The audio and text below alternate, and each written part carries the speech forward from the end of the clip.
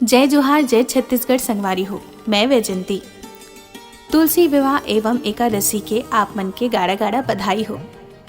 तुलसी विवाह हिंदू धर्म के अनुयायी मन द्वारा करे जाने वाला एक औपचारिक विवाह कार्यक्रम हरे, जेमा तुलसी नामक पौधा के विवाह शालिग्राम अथवा विष्णु अथवा ओखर अवतार कृष्ण के साथ करथे।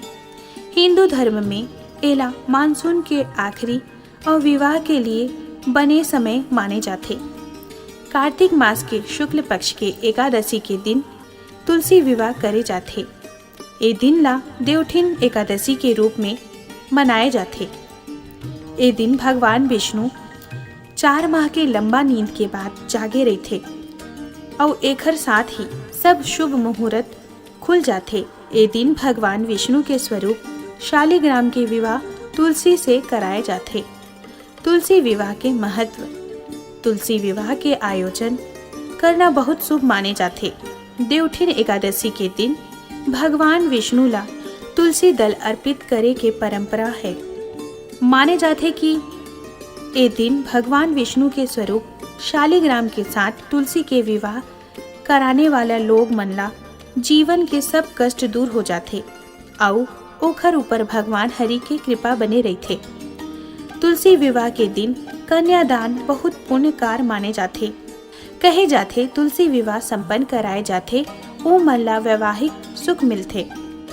आव तुलसी विवाह के पूजा के विधि के बारे में जानबो। एक चौकी माँ तुलसी के पौधा और दूसर चौकी माँ शालिग्राम ला स्थापित करथे। एकर बगल माँ एक पानी भरे कलश रखे जाते और ऊपर माँ आम के 5 पत्ता रखे जाते। तुलसी के गमला माँ गेरू लगाए और घी के दीपक जलाए जाते।